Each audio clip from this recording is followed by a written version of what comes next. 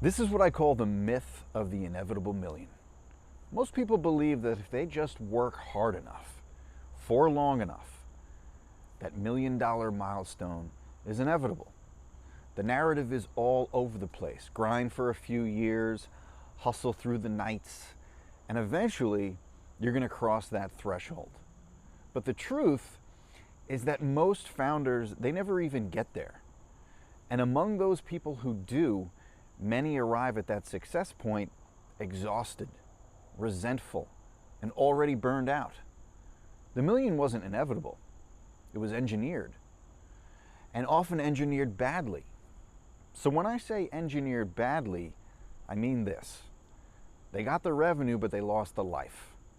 They made a dozen small, seemingly harmless decisions in those early years, but they stacked up into this unlivable business. Things like accepting every client just to keep the cash flowing, overbuilding services without systems, or structuring their days around emergencies instead of priorities. They never stopped to ask, what will this business feel like when it's big? They only asked, how do I make it bigger? So the $1 million mark, it's not really a straight line. It's a winding path. It's got sharp turns, and each turn is a decision point. In the early stages, these decisions, they can look trivial. Which offer to say yes to, right? How to price a service, how to handle that first hire. But those choices, they compound and they determine whether you end up with a business that fuels your life or one that will consume it. Every founder is making these decisions right now, whether they realize it or not. And the difference between those who cross that million in a way that they actually enjoy and those who drag themselves there is simple. Intentionality. They understand that the first million is not about speed. It's about foundation. You're not just building a revenue stream. You are building the walls that you're going to live inside for years. Now it's time to break down the first and most important of these 5 decisions. The one that sets the tone for everything else that you build. Decision number 1, choosing your core client and saying no to the rest. The first million that you earn is going to be built almost entirely on the back of one group of people, your core client. And yet most founders, they never clearly define who that is. They start wide, saying yes to everyone who waves money in their direction. Because in the early stages, turning down revenue kind of feels insane. But this is where the seeds of regret get planted. Every single client that you take on comes with a very hidden cost. The way they shape your reputation, the demands that they place on your time, and the example that they set for who will come next. If you accept misaligned clients early on, you're going to find that they multiply. They refer you to more people just like them. And that's great if they are your dream clients, but it's a nightmare if they aren't. And before long, your calendar is full, your energy is drained, and your business model has been hijacked by people that you never actually wanted to serve. So defining your core client means getting painfully specific, not just about demographics, income, industry, or location, but about psychographics, what they believe, what they value, how they make decisions. It means deciding what you are not going to tolerate just as much as what you will. This is the mistake. Founders assume that they can fix this later. They think once I hit 6 figures, I'll narrow down. But by then, your systems and pricing and positioning, they're already tailored to the wrong market. You have trained your audience and yourself to operate in a way that is hard to unwind. The founders who hit their first million cleanly, without losing themselves in the process, they draw their line in the sand early. They pick a lane and they stick to it. They let the wrong clients pass by without flinching, because they know that every single no makes room for the right yes. In the next section, we're going to tackle the second critical decision: how to design your offer so that it scales with your life and not against it.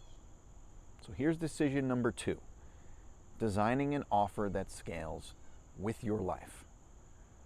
Once you know who you're serving, the next make or break decision is how you serve them. Most founders out there build their first offer backwards. They create something that works for the client, but very slowly destroys their own life. It might make money, but it's unsustainable. This is a trap. When you're trying to reach your first $1 million, you think that scale means more. More clients, more calls, more output.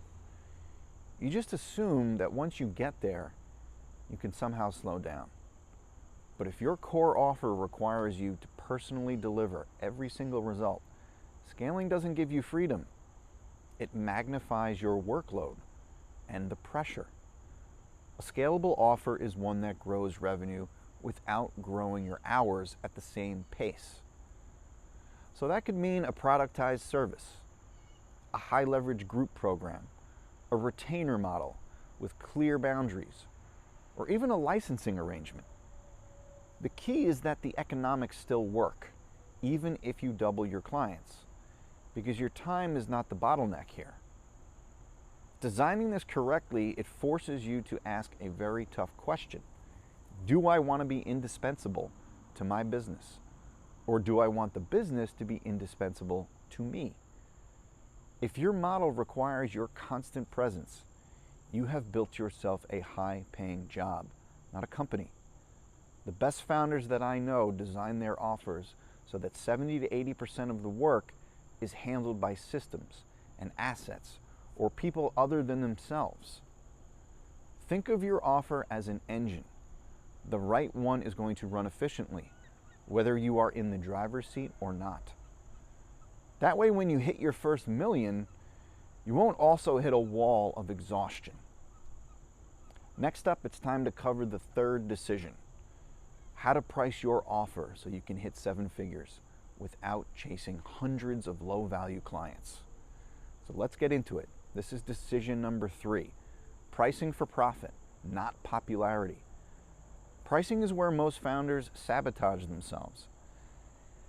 Not because they don't understand numbers, but it's because they are afraid of what their pricing says about them.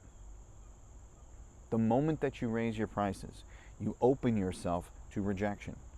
And in the early stages, rejection feels like survival risk. So you undercharge to make it easier for people to say yes. However, here's the problem. You can't underprice your way to a healthy, profitable business that reaches $1 million in revenue. You can't do that without burning yourself out. And if you started $1,000 a month clients, you're going to need 83 active clients to hit your first $1 million. Even if you think that's possible, the operational chaos is going to make you miserable. So when you price for profit instead of popularity, you design your model so that every client is worth enough to cover not only delivery, but also growth, marketing, systems, hires, your own pay. This usually means aiming higher than you're probably comfortable with. I've seen founders double their rates, lose 40% of their leads, and still make more money with half of the workload. It is possible. You don't just pick a number out of thin air. You got to start with your ideal income and your lifestyle. You reverse engineer your target revenue, and then divide by the number of clients that you want to serve, not the number that you think you can handle. This is going to give your baseline price point. So from there, you test, you adjust based on demand, but you never go below that baseline just to win a deal. The right pricing is not just about math, it is about positioning. High-value clients, they pay more, not just for results, but for trust and speed and peace of mind that you deliver. If your price says premium, your delivery has to feel like it. Next up, we're going to break down the fourth decision, the one that determines whether your growth feels like freedom or a constant treadmill. So let's get into decision number 4, choosing your growth model early. One of the most overlooked and most dangerous mistakes that founders make on the way to their first million is not deciding what kind of growth model that they are building. They chase whatever opportunity lands in their lap. A one-off project, a monthly retainer, a big client who needs just this one thing, right?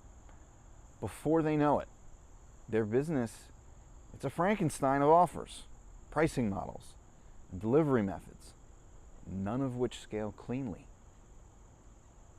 So here's the truth, guys. The earlier that you commit to a growth model, the smoother your path to 7 figures is going to be. You do not have to get it perfect from day one, but you need a clear bias. Are you building a high-ticket, low-volume model with fewer clients, but deeper engagements?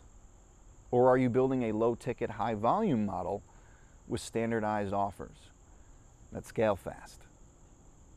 If you skip this decision, you're going to spend years in founder jail, busy every day, but with no leverage. And worse off, you're going to design a delivery system that can't be automated or delegated without sacrificing the quality. The work is always going to depend on you. The right model acts as your filter. It tells you what to say yes to, what to say no to, and how to allocate your time, your money, and your energy. It influences every hire, every marketing move, and even your pricing structure. A founder chasing $1 million with a productized service is going to make totally different decisions than a founder who is chasing $1 million with enterprise contracts. So the key here is alignment with your personality, your lifestyle goals, and your appetite for complexity. I have seen introverted founders thrive in high-ticket consulting because they only need a handful of deep relationships, while there are others who flourish with scalable group programs because they love building communities. If you pick wrong, you're going to feel constant friction. If you pick right, your growth is going to feel almost inevitable. In the final section, we're going to talk about the fifth and the most important decision, defining what your first million is for before you even get there. Here's decision number 5, defining what your first million is for. If there is one thing that quietly sabotages founders after they hit $1 million, it's this. They never decided why they wanted it in the first place. They had the revenue target. They had the hustle, but they didn't have the outcome. This is the pattern that I see over and over. A founder grinds for years, thinking once I hit $1 million, everything is going to change. They really believe that the money is going to bring them freedom and respect and security, maybe even some happiness. But when that milestone arrives, they realize they're just busier. The business demands more. The team is bigger. The margins are tighter.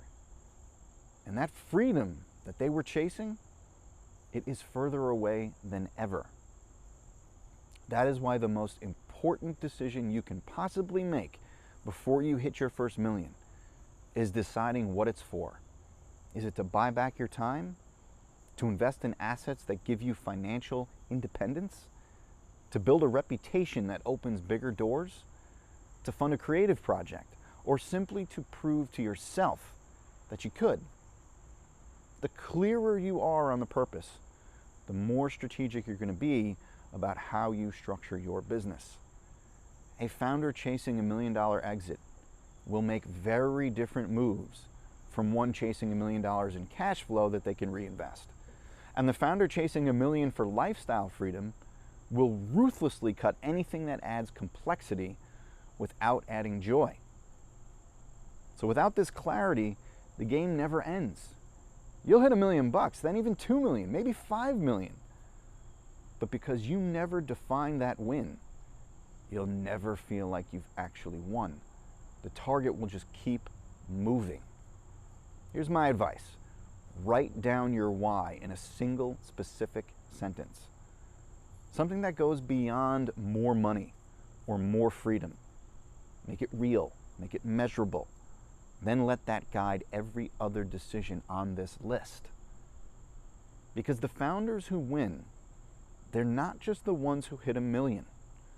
They're the ones who knew exactly what they were building and why. If you're having trouble knowing what you're building, feel free to join my newsletter. It's every week at natberman.com. Links are obviously below.